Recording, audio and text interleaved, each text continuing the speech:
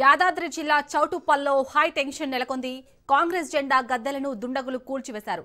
చౌటుప్పల్ మండలంలోని దండు మల్కాపురం, తూఫ్రాన్పేటలో జెండా దిమ్మల్ని గుర్తు తెలియని దుండగులు కూల్చివేశారు. జెండాల కూల్చివేతలపై కాంగ్రెస్ నేతలు ఆగ్రహం వ్యక్తం చేశారు.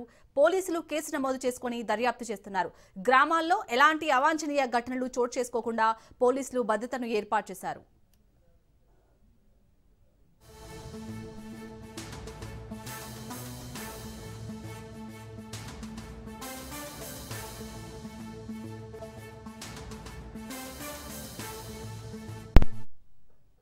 యాదాద్రి జిల్లా చౌటుప్పల్లో హై టెన్షన్ నెలకొంది.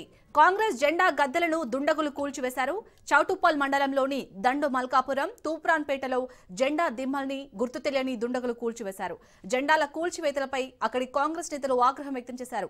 పోలీసులు కేసు నమోదు చేసుకుని దర్యాప్తు చేస్తున్నారు. గ్రామాల్లో ఎలాంటి అవాంఛనీయ ఘటనలు చోటు చేసుకోకుండా పోలీసులు భద్రతను ఏర్పాటు చేశారు. రైట్, ఇక ఇటు యాదాద్రి జిల్లా చౌటుప్పల్లో అయితే అక్కడ కాంగ్రెస్ జెండా గద్దెలనైతే గుర్తు తెలియని దుండగులు కూల్చివేసినట్టుగా తెలుస్తోంది. దీనికి సంబంధించి పూర్తి డీటెయిల్స్ మా ప్రతినిధి పుల్లారావు అందిస్తారు. పుల్లారావు, అసలు ఆ దుండగుల గురించి సమాచారం ఏమైనా అందిందా? పోలీసులు ఏమంటున్నారు? యాదాద్రి భువనగిరి జిల్లా చౌటుప్పల్ మండలంలో ఉన్నటువంటి దండు మల్కాపూర్, అదేవిధంగా తూప్రాన్పేట గ్రామాల్లో ఉన్నటువంటి కాంగ్రెస్ దిమ్మలను నిన్న అర్ధరాత్రి గుర్తు తెలియని వ్యక్తులు కూల్చివేసినటువంటి పరిస్థితి నెలకొంది. సో ఈ రెండు గ్రామాల్లో కాంగ్రెస్ శ్రేణులు మాత్రము ఈ ఘటన మాత్రం చాలా సీరియస్ గా తీసుకోవడం జరిగింది.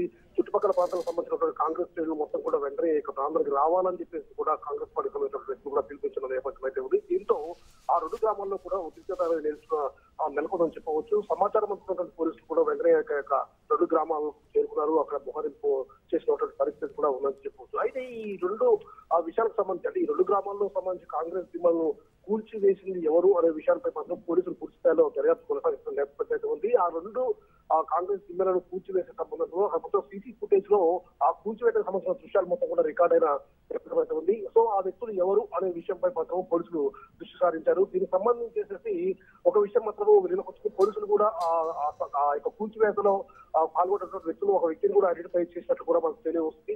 వీరు జాగృతి సంబంధించినటువంటి కార్యకర్తలుగా కూడా పోలీసులు నిర్ధారణకు వచ్చినట్టుగా కూడా మనకు తెలియవస్తుంది. నిన్న ఇదే విషయానికి సంబంధించేసి జాగృతి అధ్యక్షులుగా ఉన్నటువంటి కల్వకుంట్ల కవిత ఒక మీడియా సమావేశంలో మాట్లాడుతూ కాంగ్రెస్ పార్టీ బీసీల పట్ల చాలా వివక్షత ప్రక్రియలో తీవ్రంగా మోసం చేసింది. కాబట్టి కాంగ్రెస్ పార్టీకి సంబంధించిన నాయకులను ఎవరిని కూడా మీ యొక్క గ్రామాల్లో తిరగనివ్వద్దు, అదేవిధంగా కాంగ్రెస్ పార్టీకి సంబంధించినటువంటి ఎమ్మెల్యేలను కూల్చివేయాలని చెప్పేసి కూడా పిలిపించిన నేపథ్యం అయిపోయింది. దానిలో భాగంగా ఈ విధమైనటువంటి దాడికి పాల్పడ్డారని చెప్పేసి కూడా పోలీసులు భావిస్తున్న పరిస్థితి ఉంది. ఆ విధంగా కూల్చేసినటువంటి వ్యక్తుల్లో ఒక వ్యక్తిని మాత్రము పోలీసులు ఐడెంటిఫై చేసినట్టు తెలుస్తుంది. అతను జాగృతికి సంబంధించిన కార్యకర్తగా కూడా పోలీసులు గుర్తించారు.